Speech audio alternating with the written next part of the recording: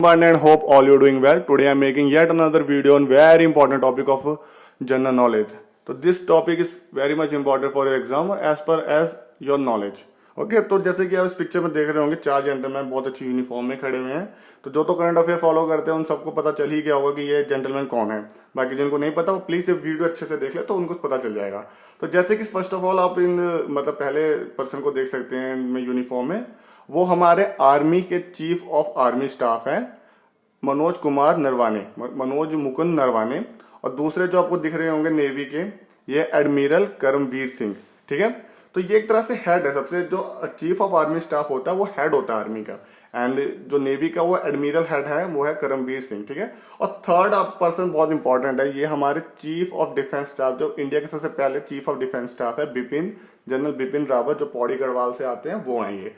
और जो fourth number पे हैं यूनिफॉर्म में वो है एयर फोर्स के air chief marshal Rakesh Kumar Bhadauria. ठीक है, बीएस धनोआ को इन्होंने रिप्लेस किया अभी हाल में ही, और उसके बाद ये बने हैं। ठीक है, तो अब सबसे पहले अब मैं बात करूंगा सीडीएस की। सीडीएस कौन है, उनके बारे में क्या हिस्ट्री रही है, तो उसके बारे में सारी हम बात करेंगे। तो चीफ ऑफ डिफेंस स्टाफ हमारा सबसे पहले जो है वो है बिपिन सिंह रावत, जनरल बिपिन सिंह रावत। इनकी एज अभी 62 है और उनके बाद ये अभी सीडीएस बने हैं हाल में। पीछे मतलब इनकी बात चल रही थी, मतलब आपके ये अभी दिसंबर में इनकी बात चली थी, उसके जनवरी में ये बन गए थे। ठीक है, तो अब चीफ ऑफ डिफेंस स्टाफ क्या होता है, इनके बारे में क्या हेड है। तो चीफ ऑफ डिफेंस स्टाफ एकदम एक तरह से तीनों जो हमारी इंडियन आर्म फोर्सेज है उनका हेड होता है। तीनों इंडियन आर्म फोर्सेज कौन सी है, थल सेना, वायु सेना, जल सेना। ठीक है, जैसे कि आपको पता है कि थल सेना किसको कहा गया, वो आर्मी को कहा गया है। उसके बाद जल सेना किसको कहा गया, नेवी को। उसके बाद वायु सेना हमारी एयरफोर्स के। तो तीनों के ये हेड हैं एक्चुअली, और ये पहले एक्चुअली नहीं होते थे हमारे इंडिया में, ये नया स्टार्ट हुआ है। और जो इसका मतलब एक तरह से जो ये स्टार्ट होने की प्रक्रिया स्टार्ट हुई थी वो कारगिल रिव्यू कमेटी हुई थी। जैसे हमारा कारगिल वॉर 1999 में हुआ था।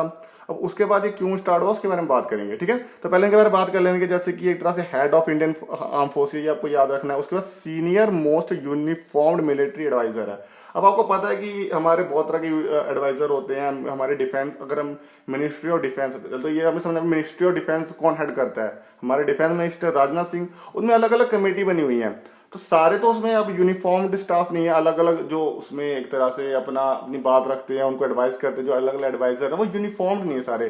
तो ये एक तरह से जो है ये यूनिफॉर्म्ड एडवाइजर है, वो सीनियर मोस्ट इन्होंने आर्मी में अपना एक तरह से अपनी सर्विस दी है। उसके बाद जाके ये जनरल से एक तरह से चीफ ऑफ डिफेंस स्टाफ बने हैं। अब उसके बाद देखो ये यहाँ पे यूनिफॉर्म मिलिट्री एडवाइजर है। उसके बाद है x official secretary of India. मैं सारा कुछ बताऊंगा आपको, डिटेल में इतना नहीं जाऊंगा क्योंकि ये थोड़ा बोरिंग हो जाएगा। मैं आपको ऊपर ऊपर से बता देता हूँ ताकि ये थोड़ा इंटरेस्टिंग सा बना रहे। ठीक है, तो अब इसके पीछे स्टोरी क्या है, क्यों ये लाया, जब ये पहले था नहीं तो क्यों आया। अब आपको जैसे पता है 1999 में हमारा कारगिल वॉर होता है। मैंने कल भी वीडियो एलएसी की कवर की थी, उसमें आपको थोड़ा बता देता हूँ मैं यहाँ पे। जैसे कि यहाँ पे आपको दिख रहा होगा कि हमारा लाइन ऑफ कंट्रोल जो कि हम शेयर करते हैं किसके साथ, पाकिस्तान के साथ। आपको पता पाकिस्तान आए तीसरे दिन कुछ ना कुछ हरकतें करता रहता है। तो उसने 99 में एक हरकत की थी जब अटल बिहारी वाजपेयी की सरकार थी। इन्होंने कारगिल पे चढ़ाई कर दी। अब कारगिल बहुत इंपॉर्टेंट लोकेशन है, अपनी पीओ के अपनी लाइन ऑफ कंट्रोल टापते हुए कारगिल पे आ गए थे। कारगिल एक बहुत इंपॉर्टेंट एक तरह से पहाड़ है, मतलब लगा लीजिए पहाड़ की चोटी है। अब कारगिल पे हमारे इंडिया के पहले जवान थे। अब धीरे धीरे जब सर्दियों का टाइम आया तो धीरे धीरे इन्होंने अपने लोग भेज के वहां पे मिलिट्री के वहां पे हमला, वहां पे एक तरह से बेस बना लिया। उसके बाद फिर इंडिया को जब पता चला तो उन्होंने जब मार्च करके उन सबको भगा दिया। तो उसके बाद एक कारगिल वॉर होती है जिसमें इंडिया मतलब एक तरह जीत ही जाती है सारी वॉर, तो इंडिया ही जीता है पाकिस्तान के खिलाफ। तो वहां पे उसके बाद ये डिसाइड करते हैं कि जब उसके बाद एक कारगिल रिव्यू कमेटी बनती है। अब कारगिल रिव्यू कमेटी आपको पता कोई भी कमेटी बनती है तो कुछ ना कुछ डिस्कस करने के लिए बनती है।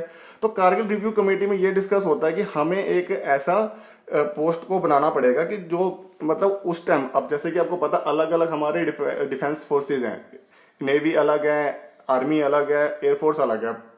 तो इन सबको एक कंसोलिडेट मतलब इकट्ठा करके जो एक निर्णय ले सके कि हाँ भाई अगर हम नीचे से हमला कर रही है आर्मी तो ऊपर से एयरफोर्स भी हमला कर दे तो इम्पैक्ट ज़्यादा होएगा। अगर आसपास पानी है तो हमारे शिप भी आ सकती हैं, हमारी सबमरीन भी आ सकती है। अगर बहुत बड़ा सी वगैरह है तो हर चीज़ को हमला कंसोलिडेट करके एक तरह से इम्पैक्ट ज़्यादा, डैमेज ज़्यादा पोजिशन को पहुंचाने के लिए एक तरह से पोस्ट बनाए जो सारे कुछ फैसले ले सकता है। और जो ये इनका एक तरह से एक्सपीरियंस भी इतना ज़्यादा है कि उस तीनों को एक तरह से मतलब इकट्ठे ला के हारमोनी रख के काम करवा सकता है। तो इन्होंने ये 1999 में ये डिसाइड हुआ था, जब अब की सरकार किसकी थी, अटल बिहारी वाजपेयी की।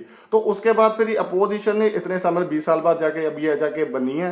तो 20 साल तक अपोजिशन ये कर दी गई कि नहीं यार, अब अगर हम बना देते हैं चीफ ऑफ डिफेंस स्टाफ को, तो अगर आप हिस्ट्री देखें पीछे तो एक वर्ड होता है मिलिट्री कूप। अगर कुछ समझते होंगे, मैं तो आपको बताया था मिलिट्री कूप, ठीक है। अब मिलिट्री कूप का मतलब क्या होता है कि कोई आपका जो आर्मी का मिलिट्री का हेड है उसने तख्ता पलट कर दिया। हमारे देश में जो राज चल रहा है उसका राष्ट्रपति और प्रधानमंत्री को हटा के वो खुद ही यहाँ पे स्थापना कर ली, अपने आप को कहता है मैं ही हूँ बस सबसे बड़ा यहाँ पे हेड और मेरी बात मानो। कि जो हमें पाकिस्तान में देखने को मिला, अफगानिस्तान में देखने को मिला, अलग म्यांमार वगैरह अलग अलग जगह पे मिला। तो इंडिया के बहुत अपोजिशन लीडर को ये भी लगा था, जो अपोजिशन उस टाइम उसमें थे पॉलिटिकल पार्टी में, वो कहते कि नहीं, अगर हम ये एक पोजीशन बनाते हैं तो उसको बहुत पावर देनी पड़ेगी और तीनों मतलब फोर्स उसके अंदर आती है। वो क्या पता मिलिट्री कूप कर दे, कल कुछ गलत करके हमारी सरकार ही हटा दे, पूरी सरकार का स्ट्रक्चर ही हटा दे। तो ये सब यहाँ पे एक तरह से आर्ग्यू रहे थे, तो ये बहुत सालों चलता गया। अब बीजेपी मेजोरिटी में जैसी आई तो उन्होंने, जैसे यहाँ पे लिखा, प्रधानमंत्री हमारे प्राइम मिनिस्टर नरेंद्र मोदी ने रेड फोर्ट से मतलब बयान दे दिया कि हाँ, एक हम वो पोजीशन जो काफी टाइम से चल रही थी हमारे दिमाग में, हमने सोचा था कमेटी बना के उसको करेंगे, तो वो उन्होंने उसको मान्यता दे दी। पर उनको क्या किया, एक 4 स्टार जनरल बनाया। अब देखिए यहाँ पे स्टार का मतलब है 4 स्टार, 3 स्टार, 5 स्टार। इसका मतलब 5 स्टार जनरल होता है तो बहुत पावर होती है कि हाँ भाई वो बहुत चीजें निर्णय ले सकते हो, एक तरह से बहुत पावर मिलेगी। तो 4 स्टार थोड़ी कम पावर होगी।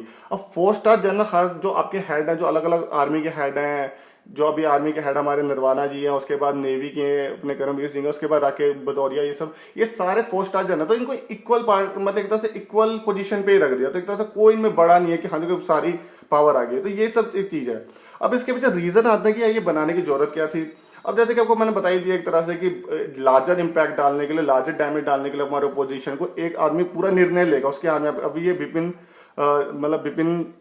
जनरल बिपिन रावत के पास सारी वो है पावर है। अब ये क्या करेंगे कि हाँ उन्होंने देखा कि कहीं हमें हमला करना है तो आर्म फोर्सेस का भी ये बता देंगे तुम यहाँ से हमला करो, आर्मी को भी यहाँ से घुसा देंगे कि तुम यहाँ से मतलब आगे स्ट्राइक करो, और जो हो सके तो नेवी को भी अगर वहाँ पे मतलब है चांसेस तो मतलब वहाँ पे अगर बनती है नेवी का भी, तो नेवी को भी किस तरह से उनकी हेल्प लेके तो इकट्ठे इंपैक्ट डालेंगे। तो एक ही आदमी के पास पावर रहेगी तो जल्दी से दिमाग लगा सकता है। एक तरह का कैप्टन बना दिया। अब 4 तरह के कैप्टनों के अलग अलग दिमाग लगाएंगे तो वो यूनिटी नहीं आ पाएगी, ठीक है। तो ये इनके पीछे लाने का रीजन था, ठीक है।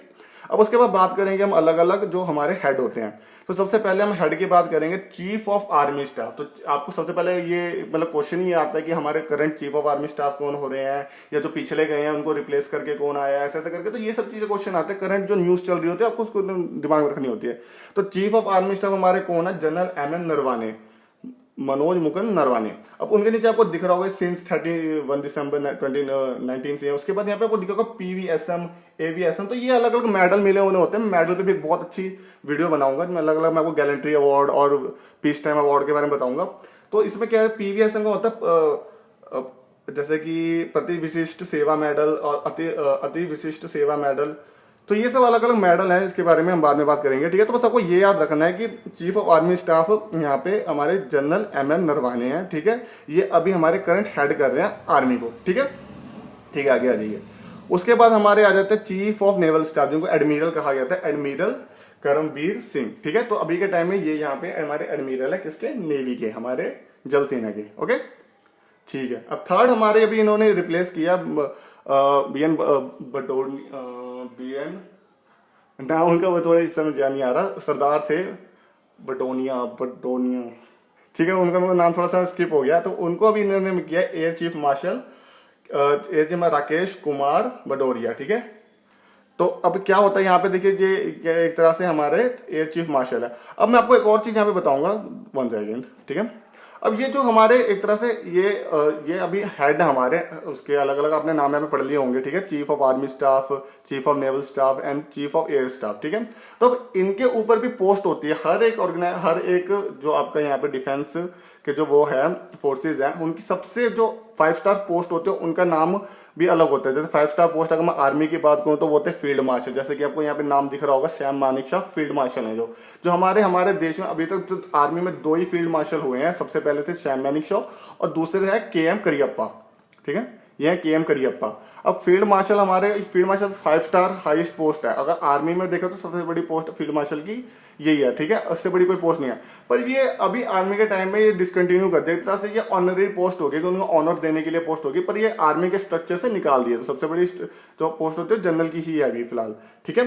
तो उसके बाद अब क्या देखिए यहाँ पे चीफ ऑफ आर्मी स्टाफ ही सबसे बड़ी पोस्ट है, ठीक है। उसके बाद अब यहाँ पे देखिए हमारे शैमानी चौहान है, उसके बाद KM करियप्पा है। उसका और जो पोस्ट है जैसे कि फील्ड मार्शल, आप यहाँ पे मैं दिखाऊंगा, field marshal is the equivalent to the admiral of the fleet. और एडमिरल ऑफ द फ्लीट आपकी नेवी में सबसे बड़ी पोस्ट होती है, पर अभी तक इंडिया में एडमिरल ऑफ द फ्लीट कोई भी नहीं मतलब गेन कर पाया, कोई भी किसी को भी अभी तक नहीं मिली है 5 स्टार पोस्ट। और उसी तरह आपकी आर्मी में होती है marshal of the Indian forces, और ये अभी के टाइम मतलब अभी तक एक ही पर्सन ने गेन किया हुआ है, सरदार अर्जन सिंह, ठीक है। उनकी मैं फोटो दिखा देता हूँ, सरदार अर्जन सिंह, ठीक है। तो ये वो उनकी फोटो है। अब उनके बाद में आपको एक और चीज मैं दिखाता हूँ कि जैसे कि यहाँ पे आपको दिख ही रहा होगा, field marshal rank immediately above the general, general के ऊपर होता है, but not exercise in a regular army structure. पर आर्मी स्ट्रक्चर में भी एक्सरसाइज नहीं हो रही है, एक तरह से निकाल दी गई है आर्मी स्ट्रक्चर से, ठीक है। It is largely ceremony of war time rank. एक तरह से वार टाइम रैंक का सेरेमोनियल अवार्ड दिया जाता है उनको, मतलब एक तरह से वो है, ठीक है। बाकी आपके इंसिग्निया आप देख सकते हैं, ठीक है।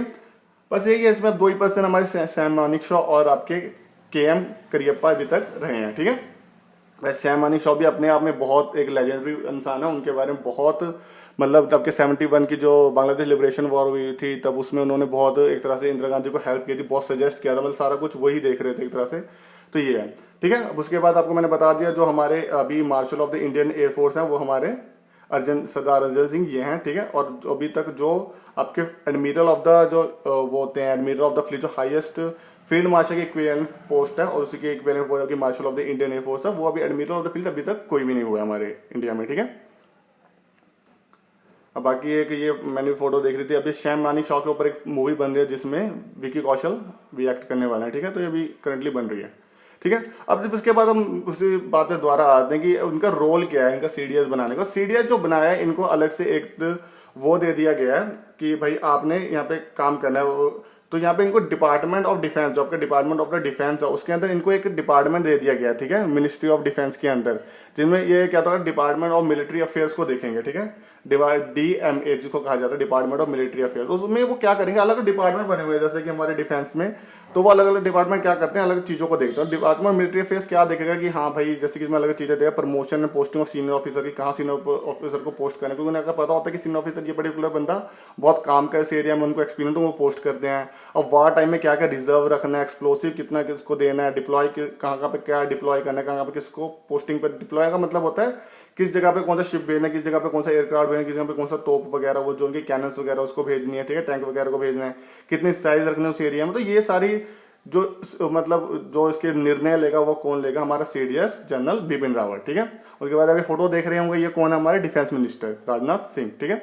उसके बाद हमारा आपको पता होगा जो हमारा जो ये मतलब प्रेसिडेंट ऑफ इंडिया होता है, supreme commander of all India arm forces होते हैं। मतलब अगर कोई भी देश पे लड़ाई या वॉर टाइम हो जाती है तो सारे मैट का ग्रुप करता है, जो प्रेसिडेंट कहता है वही आखिरी वर्ड होते हैं, वही आपको करना पड़ेगा, जो सारे वो होते हैं, ठीक है। जैसे कि यहाँ पे दिखा सुप्रीम कमांडर हमारे प्रेसिडेंट रामनाथ कोविंद अभी के टाइम में। और प्रेसिडेंट रामनाथ कोविंद कौन थे, वो पहले क्वेश्चन आया था, मैं पीछे पढ़ रहा था कि वो पहले गवर्नर कहाँ के थे इससे बनने से पहले, प्रेसिडेंट बनने से पहले। तो प्रेसिडेंट बनने से पहले वो बिहार के गवर्नर थे, ठीक है। मिनिस्टर ऑफ डिफेंस में कौन है, राजनाथ सिंह, ठीक है। वो तो राजनाथ सिंह आपको पता ही है, ठीक है, अभी के टाइम में पहले से पहले होम मिनिस्टर थे। उसके बाद चीफ ऑफ डिफेंस स्टाफ कौन है, हमारा जनरल बिपिन रावत, जिसके बारे में अभी हम बात कर रहे थे, ठीक है। तो ये सब चीजें आपको बस जाननी चाहिए, ठीक है। तो इंपॉर्टेंट बस यही था, ठीक है। Thank you very much for your patience.